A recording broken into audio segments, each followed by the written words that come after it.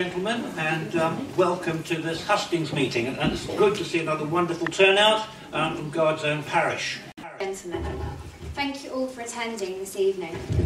Life has delivered me a challenging journey, which has ultimately sculpted me into the person who is standing before you today. My longest serving position, worth more than the collective sum of any salary, has been a role as a married mother of four, caring for my 14-year-old child who has multiple complex needs. My personal experiences have made me strong, determined, committed and compassionate. I know how it feels to struggle. For over 10 years I have fought on behalf of my son, and to this day I continue to fight on behalf of all our currently silent voices. It is unacceptable that someone needing access to talking therapies has to wait for up to 7 months between getting a referral and receiving treatment. It is unacceptable that 1/3 of pensioners, 1/3 of children and half of single parents living locally are doing so in poverty. It is unacceptable that some Jersey parents are having to homeschool their children due to inadequate levels of support, which are currently failing students in some mainstream schools. The service I offer throughout my election campaign is built upon a strong foundation of respect, honesty and empathy. Having canvassed in some of the most deprived areas of our parish, I have witnessed levels of poverty which should shame every single states member who has voted in favour of cuts to support for our most vulnerable. Where is the moral justice in stealing from the vulnerable and the poor to save the skin of the most wealthy?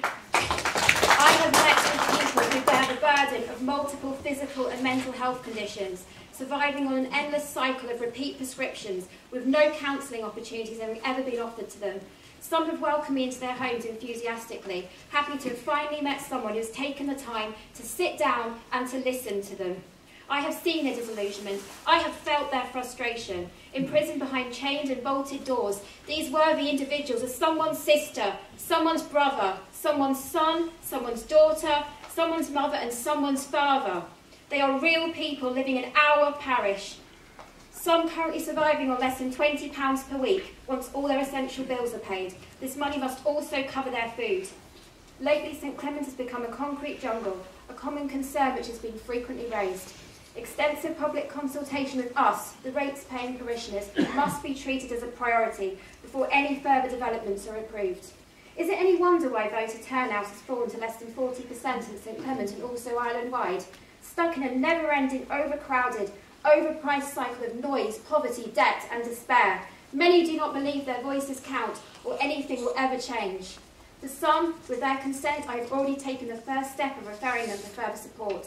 If you put your faith in me, I will continue my parish outreach with a stronger support network behind me. I will build upon our community of kind parish volunteers who work tirelessly to ensure our most vulnerable residents do not go hungry. Unlike the disappointing experience of an individual who contacted me yesterday, requesting for support they had been previously promised prior to an election, 2 elections ago, but to this day have never received. I will be available to meet on a regular basis to discuss your concerns and act promptly upon them. As a committed and passionate person standing for a fully accountable, caring political party, I am determined to fight on behalf of those whose voices cannot be heard. I promise I will work with you, I promise I will work for you, and I promise I will respect you. I'm well aware of the Health and Social Security Scrutiny Panel's low-income report and the recommendations that followed it.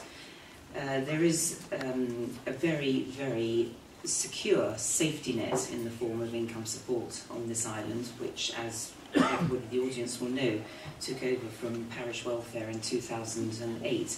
And it is a safety net. It's there to help people when they can't, for some reason or another, look after themselves. And I'm aware that equally quite a few of the charities mentioned in the report didn't answer some of the surveys, so it wasn't an overall equal report back.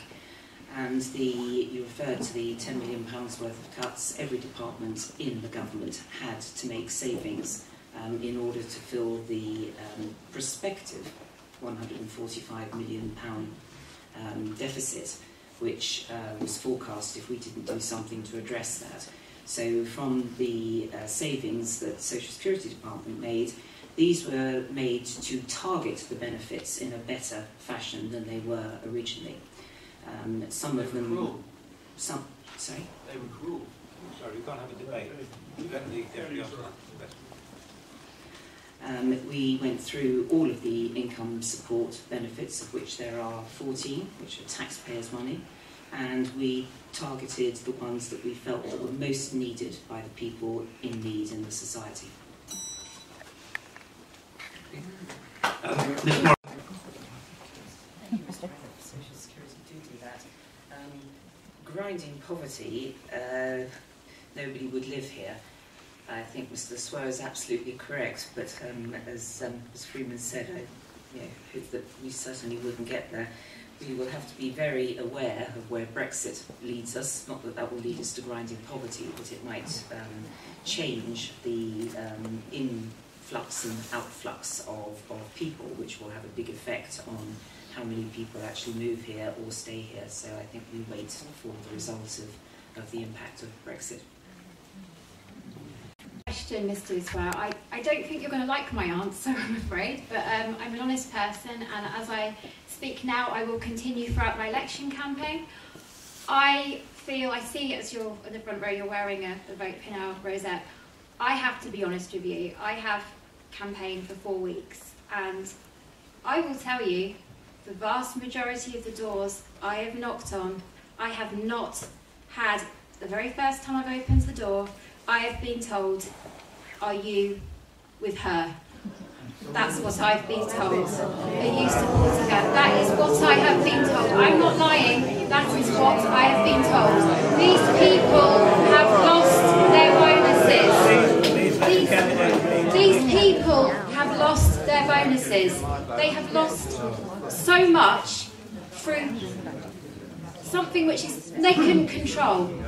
And I'm sorry, but I cannot sit here while we're talking about no poverty and it doesn't exist, and it is hidden away. I've seen it, I've spoken to people, and if you don't believe me, you go out and speak to them yourselves.